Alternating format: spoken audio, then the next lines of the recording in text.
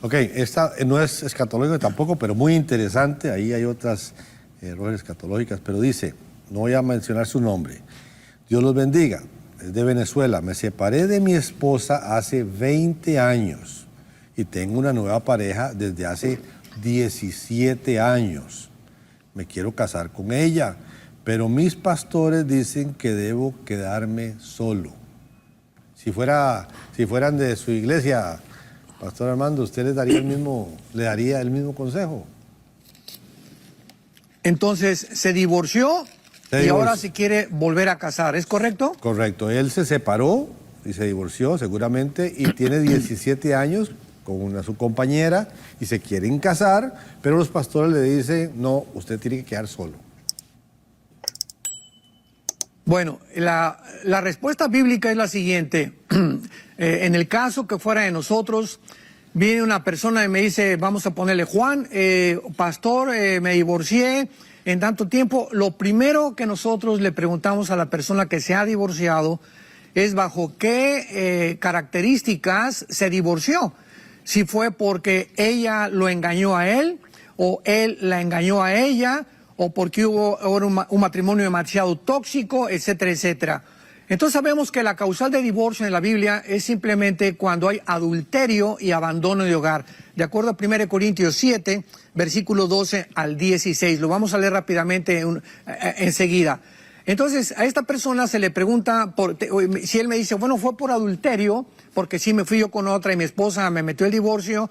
Entonces la obligación de la persona que abandonó a su esposa porque él cometió adulterio es ir con ella y pedirle perdón, ¿verdad? Y buscar la reconciliación, por lo menos durante el primero o segundo año. Porque, bueno, la esposa dice en Proverbios 6 que es muy difícil que los celos puedan ser sanados inmediatamente, toma tiempo y él tiene que pagar el precio por ese tiempo. Ahora bien, si pasa un año o 2 años y él regresa otra vez para decirle, oye, quiero regresar contigo, perdona mi adulterio, y ella le dice, ya no quiero saber nada de ti, en ese momento él puede comenzar a seguir a Jesucristo de una forma ya verdaderamente en santidad y puede volver a casarse con el perdón de Dios. Porque dice en 1 Corintios 7, versículo 14, el marido incrédulo es santificado en la mujer y la mujer incrédula en el marido. De otra manera vuestros hijos serían inmundos mientras que ahora son santos. O sea, si una esposa tiene un marido que no es cristiano, ella no puede divorciarse porque él sea cristiano. Ella tiene que mantener su relación con él hasta que él abandone el hogar o cometa adulterio. En ese momento la persona que es víctima, si una mujer tiene un marido que se fue por adulterio y él ya se fue con otras, ella tiene la posibilidad de volver a casarse. Si un hombre, su esposa cometió adulterio y lo dejó al hombre, él también tiene la posibilidad de volver a casarse. Y lo dice el versículo 15. Si el incrédulo se separa, sepárese. Y esta palabra separarse es chorizo en el griego, que significa, y es la palabra que se usa para divorcio. Si el incrédulo se separa, ábrele la jaula y que se vaya el gavilán, ¿verdad? Que se vaya, se fue con otra, déjalo ya, que se vaya. Porque no está el hermano o la hermana sujeto a servidumbre. O sea, la víctima no puede quedarse a velar por los santos, ¿verdad? Como decimos vulgarmente también en México, o sea, a adorarse, o sea, el que se queda abandonado no puede quedarse toda la vida soltero porque dice la Biblia que no es bueno que el hombre se quede solo, necesitamos una mujer. Y en semejante caso, sino que en paz nos llamó Dios. Entonces, la persona víctima tiene el poder o la característica o la libertad bíblicamente de volver a casarse si la persona que lo abandonó cometió el adulterio. Pero esta persona que comete adulterio y se quiere casar con otra muchacha, hay que revisar como pastores en qué condiciones se divorció de la primera esposa, en qué condiciones la abandonó y si ya ha tratado de reparar el problema que tuvo con la primera esposa. Bueno, pero porque si no, ¿verdad? Pues se va a seguir casando 2 o 3 veces más en el futuro. Bueno, pero aquí está bien. Entiendo. No sé si fue claro. Sí, sí, muy claro. Pero, ok, lo que no es claro es la situación de esta pareja. Lo que sí es claro es que tiene 17 años con una nueva persona y no sabemos si tiene hijos. Digamos que tienen muy hijos. Fuerte la luz. Digamos que tienen hijos, Pastor Armando. Si tienen hijos, en esos 17 años, el tratamiento debía ser diferente o igualmente, o sea, ¿qué hacer? 17 años con la nueva persona. Sí, o sea, en ese caso, ¿verdad? Ya cuando hay hijos de por medio, de todas maneras, él necesita arrepentirse de su pecado pasado, porque dice la Biblia, tus pecados te alcanzarán.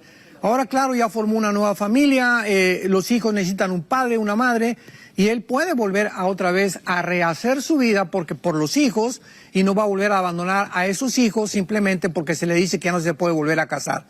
¿Verdad? Eso es un error muy grave pastoral.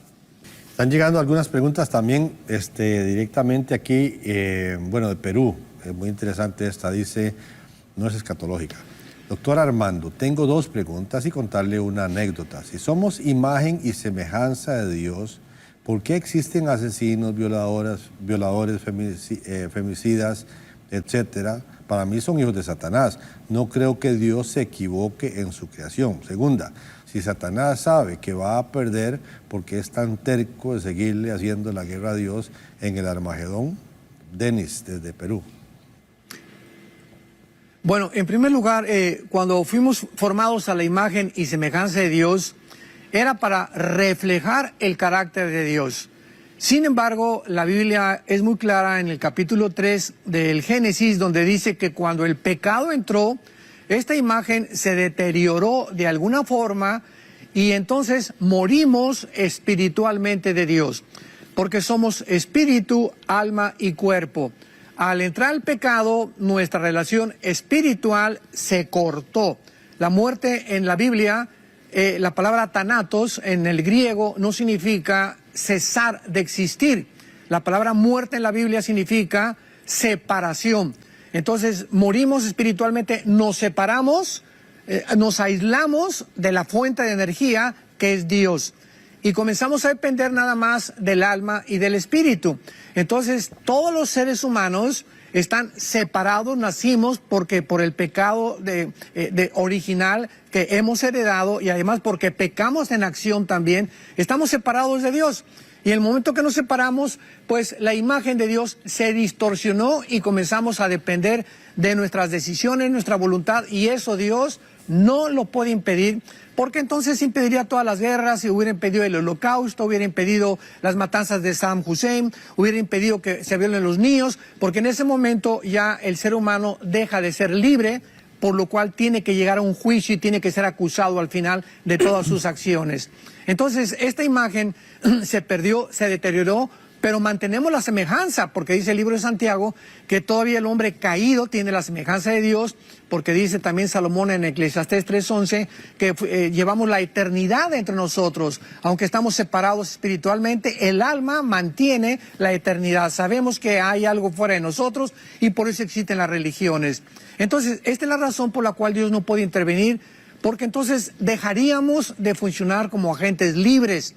Y en ese momento también ya no tendríamos la responsabilidad, sino seríamos títeres de un destino que ya había sido predeterminado. Y lo mismo pasa con los ángeles caídos y con las guerras y con todo.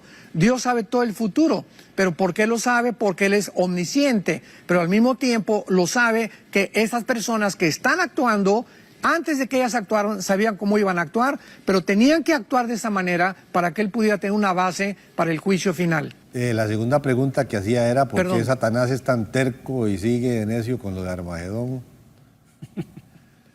Esa es la contradicción del mal. El mal tiene 2 enemigos.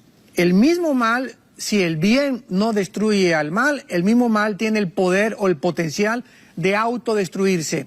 Si una banda de delincuentes, una banda de mafiosos, la policía no los termina capturando, entre ellos mismos se van a autodestruir, porque ese es el potencial del mal. Pero el bien solamente tiene un enemigo, que es el mal. Entonces, el mal por sí mismo, esto ya filosóficamente, no puede subsistir. El mal es autodestructivo. Entonces, esta es la razón por la cual Satanás no tiene la sabiduría de Dios. Y el momento que se rebeló contra Dios, perdió completamente la perspectiva de lo que el mal iba a hacer en su propia personalidad. Y es lo mismo con los seres humanos. ¿Cómo es posible que una persona que fuma sabe que el cigarro le va a afectar los alvéolos pulmonares, la garganta, el esófago, la tráquea, los pulmones? ¿Por qué lo sigue haciendo? Él sabe que se está destruyendo, porque una persona que se emborracha sabe que su hígado puede morir, se puede divorciar, va a acabar con la familia. ¿Por qué seguimos haciendo lo que sabemos que nos va a destruir?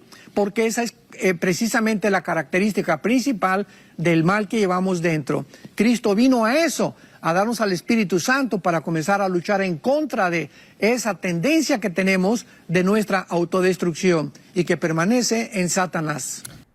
Hola, hoy quiero invitarte a que te suscribas a nuestro canal de YouTube y que puedas estar pendiente de todo el contenido que vamos a estar subiendo. No queremos que te pierdas la oportunidad de estar conectado a la palabra de Dios a través de los mensajes que tenemos aquí en nuestro canal. Así que suscríbete.